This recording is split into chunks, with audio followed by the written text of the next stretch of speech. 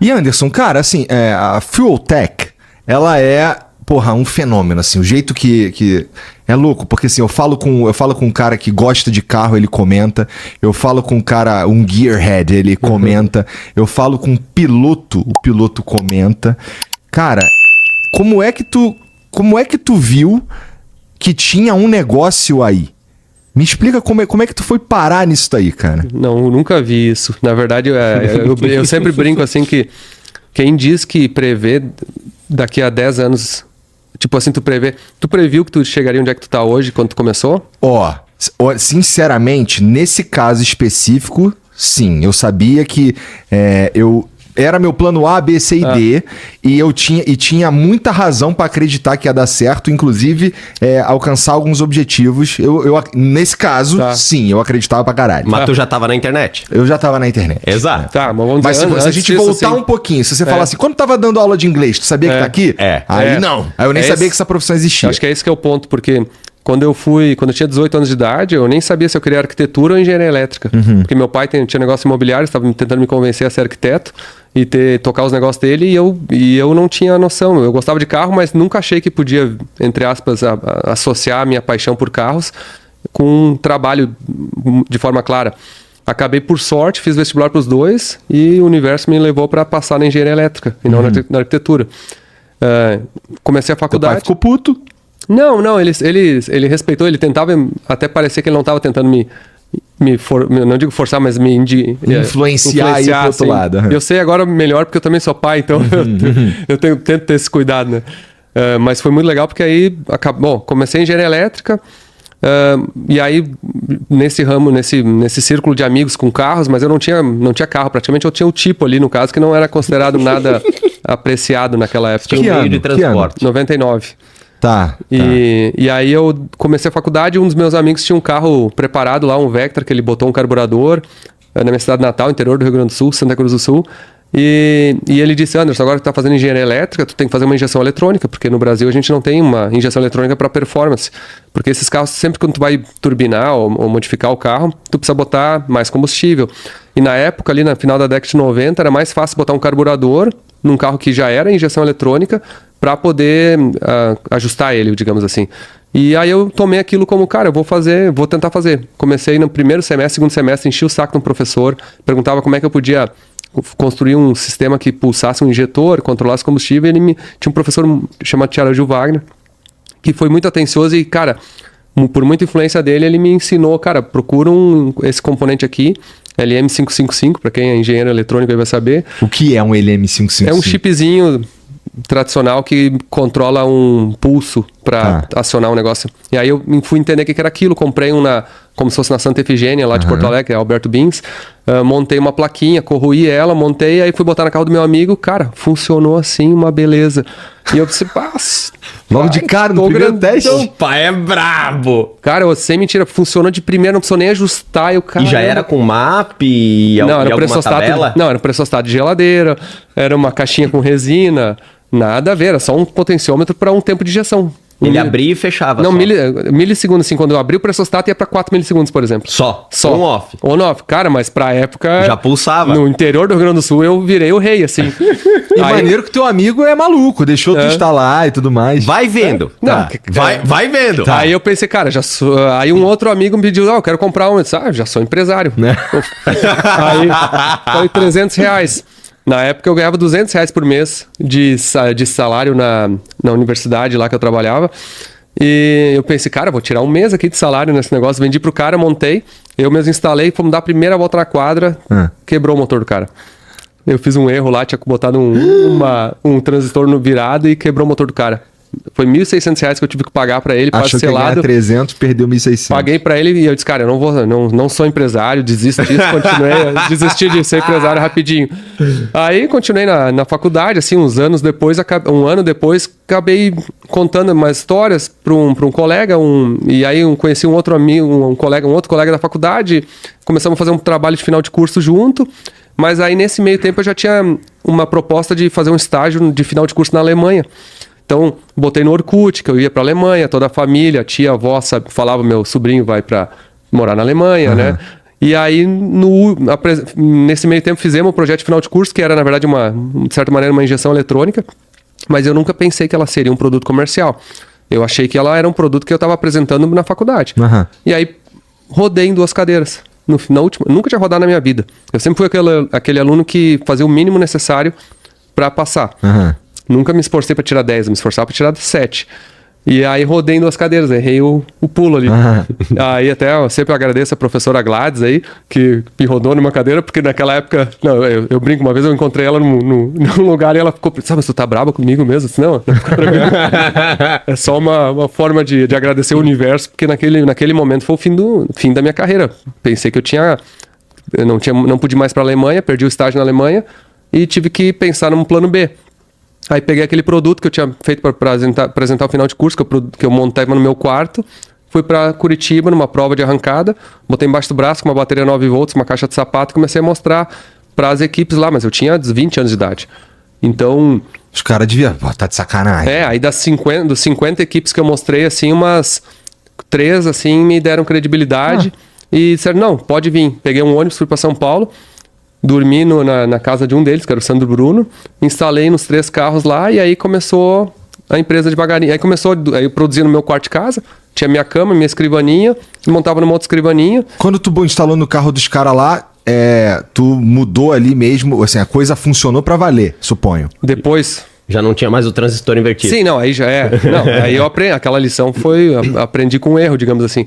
Mas depois disso foi assim uma fase muito legal, porque eu peguei uma janela de oportunidade que o mercado brasileiro, por ter imposto de importação muito alto e esse mercado ser um nicho muito pequeno, não existia essa indústria de injeção eletrônica, digamos assim, de performance no Brasil praticamente. Existiam 2 marcas que já estavam meio que num produto bem antiquado e acabaram meio que tirando o pé naquela época.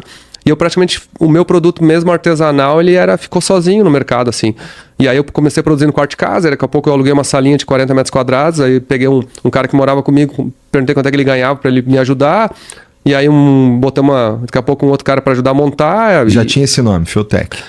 O nome foi muito inspirado em produtos americanos, australianos, e eu sempre tinha na cabeça assim, que, cara, é muito difícil tu provar no Brasil que um produto nacional dá certo. E aí um nome americano, digamos assim, talvez fosse uma boa estratégia. E aí foi por isso que eu, digamos, usei um nome bem americano, sabe? E aí e aí do produto, assim, de começar a produzir em casa, começar a aumentar a empresa, foi indo. E aí de 2003, que eu literalmente abri a empresa oficialmente, registrando e produzindo, até 2004, 2005, 2006... Em 2006 a gente ficou sozinho no mercado, assim. Literalmente não existia mais nenhum outro produto nacional e os importados não tinham interesse ou distribuição. E aí daqui a pouco começou a entrar algum outro produto, começou a surgir umas outras empresas no Brasil. E aí eu comecei a viajar para os Estados Unidos, foi a primeira vez para os Estados Unidos, em 2008. E aí, quando eu cheguei a primeira vez nos Estados Unidos, fui numa prova de arrancada. Tu foi lá de orelhada, ninguém te chamou, tu foi lá. Na verdade, tinha um grande amigo meu, chama Kaká Daoud, que é um piloto de arrancada. Até brinco, quando eu comecei, ele já estava 20 anos na arrancada. Mas ele é um cara muito inteligente, que foi um dos 3 caras que me disse, não, pode vir, naquela época. E aí e esse cara, assim... apesar de não ser engenheiro de formação, ele era um cara muito ligado nisso, advogado, mas nunca praticou, digamos assim. E virou meu melhor amigo, assim, praticamente. E ele tinha muito hábito de viajar para os Estados Unidos, para as corridas, me convidou para ir para uma corrida, só que era a segunda vez que eu estava indo para os Estados Unidos. A primeira foi com 13 anos, porque eu sentei naquele Corvette, aquela era a segunda vez. E aí, quando a gente foi numa prova de arrancada em New Jersey, estava 0 graus, quinta-feira, portão fechado, todos os caminhões esperando para entrar na pista. E sentado no cordão da calçada, literalmente, eu, ele e um outro amigo, Rodrigo Facchini. E a gente, um dos caminhões abriu a janela, assim, disse, cara, perguntou pra gente em inglês o que a gente tava fazendo ali. A gente veio pra assistir a corrida. De onde é que vocês são? Do Brasil? Não, tá louco? Tá muito frio, vem aqui dentro. E aí aquela era a equipe da Red Bull de arrancada.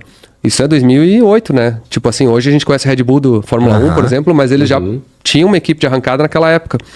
E aí, cara, foi uma oportunidade, assim, uma daquelas momentos na vida, assim, que tudo conjunturou, assim, e os caras nos mostraram tudo como eles faziam. Eram os carros mais avançados do mundo, tração dianteira na época, e eles mostraram tudo como é que eles faziam os controles de tração, a forma de o carro não distracionar. E, cara, aquilo abriu a mente, assim, quando eu voltei. Tu foi perguntando pra eles? E eles foram mostrando, assim, sem qualquer... porque não era concorrente deles, né? Literalmente uns guri ali que não sabiam nem falar inglês direito, e eles estavam... E a gente estava interessado, eles foram nos mostrando como é que fazer. Quando a gente voltou pro Brasil, eu parei tudo lá. Nós tínhamos uns 8 funcionários na época, 6 funcionários, uma coisa assim. E a gente fez um controle de tração que era só uma... Assim, que não deixar o motor disparar o giro, que a gente chama de controle de rotação por tempo. E aquilo melhorou 1 segundo o tempo de arrancada de todos os carros na época. Caraca, e foi um salto, assim, enorme pro mercado nacional. Os carros que viraram 10 segundos baixaram para 9, os carros que viraram 14 baixaram para 13, por exemplo. E isso foi um salto enorme pra época. E aquilo me clicou, assim, eu disse, cara, eu tenho que ir pros Estados Unidos mais, eu tenho que entrar nos Estados Unidos. E aí eu comecei a tentar ir pros Estados Unidos. Aí em 2009... abri a empresa na Califórnia. Pensei que a Califórnia seria o melhor lugar dos Estados Unidos para ter um carro preparado. Mesmo para quem não entende carro, já sabe que hoje, obviamente, não é. Se for comprar um carro em qualquer lugar dos Estados Unidos, evite a Califórnia. E aí, na Califórnia, eu fui em 2009, bati umas 300 oficinas, uma abriu a porta. E aí, aquela oficina, o cara permitiu que a gente instalasse o produto, botamos o produto, fomos pro dinamômetro e o cara nunca foi nem pra pista. Gastamos uma grana assim naquele ano, foi difícil, não deu. Aí a gente começou a fazer feira lá, mas assim, enquanto que o Brasil a gente estava crescendo, daqui a pouco 20 funcionários, 30 talvez. E a gente foi várias tentativas. Eu digo que eu falhei 3 vezes nos Estados Unidos. Eu abri uma empresa na Califórnia, depois eu tentei em New Jersey com um outro parceiro lá, também não deu certo. E depois a gente tentou uma estrutura na Flórida que também não deu certo. Essas não estavam dando certo porque a galera não consumia esse produto? Cara, depois fica mais claro, né? Mas na época, assim, o produto não tava... Eu não tinha um produto certo pro mercado americano. Eu tinha um produto... O Brasil, naquela época, estava 20 anos atrás dos Estados Unidos. Entendi. Então, eu tinha um produto como se fosse, assim, 1988, tentando vender em 2000. E 2010 para os Estados Unidos.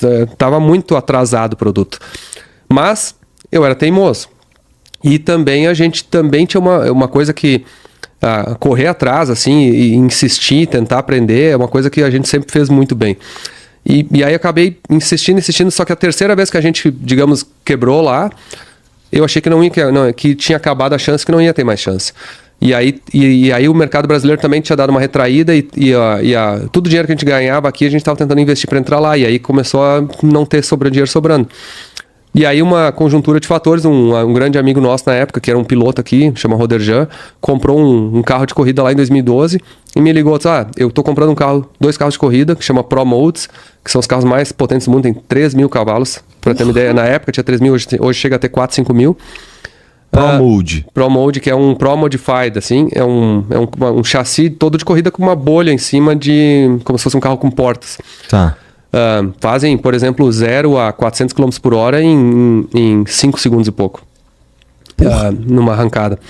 E só que esses motores são muito complexos de controlar. E aí quando ele me ligou, disse, tô comprando esses carros nos Estados Unidos, eu quero usar a Fueltech nesses carros para trazer pro Brasil. Tá aqui o telefone do americano que eu tô comprando os carros, liga pro cara. Quando eu liguei pro cara, eu me preparei e olhei assim o produto que eles usavam e era muito mais avançado que o nosso. E aí quando eu liguei pro cara, eu falei, olha... A gente não faz isso, não faz aquilo. E na terceira não faz, o cara encerrou a conversa. Não sinto muito, não tem como fazer. Esses motores precisam desses recursos. Eu liguei pro meu amigo e disse, não vou conseguir... Nós não vamos conseguir, mas me dá 2 anos que a gente vai desenvolver um produto para fazer isso. E aí levou o carro pro Brasil, demorou 6 meses para entregar o carro. Quando foram entregar o carro, os americanos vieram, foram numa pista de arrancada, no caso do Speed, aqui em São Paulo, em Itatiba, e foram no Velopark, no Rio Grande do Sul, e viram que 95% dos carros de arrancada do Brasil estavam usando nosso produto. E aquilo meio que abriu os olhos do americano. Eu conversei com o cara, beleza, aí encerrou, o cara voltou para os Estados Unidos, 6 meses depois ele me liga. E aí quando ele me ligou, 6 meses depois, ele disse, olha, quero conversar contigo, vem aqui nos Estados Unidos ou eu vou pro Brasil? Eu disse, é sério? Só que em 2012, quando eu não tinha Google Meet, não tinha nada, né? Tu tinha que pegar o avião e conversar com alguém. Fui para os Estados Unidos e o cara me propôs para a gente fazer um produto que fosse com a marca deles. Como a gente já tinha falhado 3 vezes, já tinha dado errado e não tinha mais recurso para investir, a gente aceitou a ideia e começamos a desenvolver. Aquele produto que a gente já estava desenvolvendo desde aquela conversa inicial, acabou, provavelmente iria virar um produto para eles.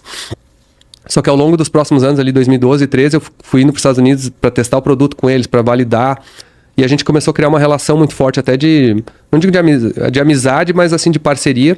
E a gente decidiu ser sócios. E aí, na verdade, esse americano virou meu sócio nos Estados Unidos. e a gente, em vez de usar a marca dele, a gente levou a marca Fueltec para o produto lá, que foi a decisão mais acertada. Só que aí a gente fez uma estratégia, em vez de entrar de baixo para cima, nas outras anteriores eu estava dando produto de graça, era um produto barato, era um produto mais simples, a gente fez um produto top, assim, e botou nos carros mais rápidos do mundo, assim, que esse cara tinha acesso. E aí a gente fez uma conversão, assim, de vários carros para uma corrida, e chegou numa corrida, assim, foi a notícia mais bombástica daquele nicho, assim, porque vários carros chegaram de Fueltec numa corrida, eles nem sabiam o que era, e ganhamos a corrida, assim. Naquele primeiro ano foi um campeão, e aí a gente começou a entrar no mercado americano. E aí foi nesse momento aí que tu sentiu que deu certo? Cara, isso aí é um sentimento difícil de... como é que eu vou dizer? De acknowledge, como é que é? De reconhecer. De reconhecer. Eu raramente consigo reconhecer um momento assim. Você me entende? É mais fácil olhar pro passado e dizer, cara, naquele momento deu certo, mas na hora eu não... É difícil tu cantar a vitória, entendeu? É difícil tu celebrar. Pra mim é muito difícil. Mas agora, olhando depois, foram alguns desses momentos somados que com certeza foram quando é que deu certo. Mas aí, depois em 2015, a empresa começou a crescer. Um cara que era estagiário meu no Brasil, o Luiz de Leon, foi um dos caras que foi para lá para trabalhar logo na tentativa de New Jersey. Eu ofereci para ele virar sócio, porque eu pensei que eu nunca poderia me mudar, por exemplo, para os Estados Unidos, que imagina, a empresa, eu sou o fundador. A gente tinha 30, 40 funcionários já no Brasil. Já era uma empresa, um porte razoável, tinha uma posição boa na América do Sul. E aí o Luiz foi para lá para me representar e operar a empresa 2014, 2015. Só que em 2015 a gente começou a andar muito bem lá. E aí eu comecei a ir 6 vezes por ano, 8 vezes por ano, em 2016 também. E aí foi que surgiu a percepção que eu tenho que me mudar para os Estados Unidos. Porque, na verdade, eu estava indo muito mais para lá do que aqui. Aí, em 2016, eu fiz o processo de visto e em janeiro de 2017 me mudei com a minha família para lá. Minha esposa e 2 filhos. Entendi. E aí na época, a empresa aqui já tinha uns 50, 60 funcionários. O meu sócio aqui no Brasil assumiu como CEO da empresa, gestor. E foi a melhor coisa que tem, porque aí ele é um administrador fantástico, uma capacidade de gestão inacreditável, 1000 vezes melhor que a minha. E a gente começou a se distribuir e ter, obviamente, o meu foco sempre foi muito desenvolvimento de produtos, expansão de mercado. É isso que tu faz até hoje? É isso que eu faço, de maneiras, desculpas diferentes, ou formas diferentes. Mas tem que estar no meio, não tem empresa que funcione sem o dono ou alguém muito motivado. Assim, o cara tem que acordar de manhã ou ir dormir de noite pensando que ele tem que fazer um negócio no dia seguinte e que aquilo move ele. Então, de certa maneira, é a forma que tem que ter uma liderança nas empresas, né? Então, quando eu fui para os Estados Unidos em 2017, aí a gente conseguiu crescer muito, assim, até 2019, 2020. Em 2020, antes da pandemia, a gente chegamos a 100 funcionários aqui no Brasil. A estrutura boa, assim, o produto avançado, já lançamos vários outros produtos. E nos Estados Unidos nós tinha, 15 funcionários, 20 funcionários. Só que aí a pandemia foi um efeito muito interessante, porque a pandemia, a gente chama do Covid Boost, porque ele simplesmente acelerou vários negócios e freou outros. Mas particularmente o mercado de performance, o cara que gostava de carro, ele acabou ficando em casa, ele recebia o salário, ele podia mexer no carro, ele gastava no carro, ele deixava de gastar em viagem. Interessante. Então ele gastou muito mais carro. Toda a indústria de performance automotiva cresceu 50%, 100% nos anos de 2020 e 2021. E isso é generalizado no mundo inteiro, praticamente. Porque acabaram gastando muito. E a gente teve uma estratégia muito assertiva de como gerenciar estoque durante a pandemia. Eu diria que a gente pode falar sorte ou pode falar visão. Mas a gente percebeu que poderia faltar componentes. Se a gente é uma indústria eletrônica, a gente se precaveu e sobreestocou tudo que podia. E a gente foi, das top 10 mundial, a gente foi a única empresa do mundo que não faltou produto, praticamente. E isso aí ferrou, aí tu domina. A gente ganhou muito mercado. Então, de 2020, antes da pandemia, para pós-pandemia, a gente passou de 100 para 200 funcionários aqui no Brasil. A gente cresceu, assim, exponencialmente naquele momento. E reinvestimos profundamente em desenvolvimento para passar, digamos assim, ter um produto cada vez mais avançado. Nesse momento aí, existiam outros produtos no mercado que eram mais avançados que... Sim. E é uma questão... como é que eu vou dizer assim, tu tem produtos que são antigos, porque, por exemplo, a Fueltec hoje ela tem 22 anos, tá? Mas existem empresas assim que são líderes e que são mais reconhecidas que têm 40 anos. Então, se for pensar, a gente nasceu quase 20 anos depois dessas empresas. E tu não nasce com um produto avançado, ele vai avançando com o longo dos anos. Então, para nós, assim, sempre foi uma corrida de correr atrás. Só que o que aconteceu nos últimos anos? Nos últimos anos, a maioria dessas outras empresas acabaram sendo vendidas. Em 2021, com custo de capital muito reduzido, os grupos de investimento abocanharam todas as empresas. Acho que das top 6 ou 8 mundiais, eu sou a única empresa privada nesse mercado. Todas as outras 7, por exemplo, das top 8, são em grupo de investimento ou capital aberto em bolsa. Entendi. Só que isso também muda a forma como tu toca uma empresa, né? Imagino que sim. Uma empresa com um investidor, um grupo de investimento, tem que ter outros objetivos e no final das contas, alguns propósitos da empresa acabam sendo, não digo distorcidos, mas tu muda algumas dos objetivos, assim. E aí, isso nos deu uma vantagem competitiva fantástica, porque a gente era a única empresa privada que estava realmente investindo em desenvolvimento de tecnologia. E se tu for pensar, olha o iPhone foi lançado em 2009, por exemplo, tá? Em 2009, a tecnologia eletrônica o iPhone era o ápice, né? Se tu pegar um iPhone 16 hoje e comparar com o iPhone de 2009, a capacidade de processamento é absurda. É outra coisa. Só que se tu for entender, hoje a maioria, não vou dizer todos, mas a maioria dos produtos que existem no nosso mercado hoje ainda usam tecnologia de 2010. E a gente é o único que está usando tecnologia tipo de 2025, entendeu? Entendi. Então a gente deu uma passadona por fora em tecnologia, em hardware, em capacidade. Nessa última virada agora. Mas mesmo na anterior a gente já estava com uma capacidade hardware... Era um hardware... poderoso, assim. Sim. Mas agora a gente trouxe um nível que o mercado praticamente nem reconhece ainda o quão avançado o produto é. Porque, assim, até incorporação de inteligência artificial, uma série de coisas assim que o mercado nem entende. Por que eu vou precisar de inteligência artificial num carro? Se for pensar, hoje é ridículo. Não, hoje é questionável isso. Daqui a 2, 3 anos, como é que um carro não vai usar inteligência artificial? Então, assim, tem muita coisa de tecnologia que a gente está investindo e investiu e ao longo dos anos que hoje está se pagando. Então, nos últimos anos, a gente deu uma passada por fora em tecnologia praticamente do mercado inteiro. E solidificou realmente uma posição muito forte no mundo. Tanto que os Estados Unidos hoje passou o Brasil para nós de faturamento, mas a gente fabrica todos os produtos aqui e exporta para o mundo inteiro. Entendi. Esse é um resumo aí do... Caralho, uma puta história sinistra.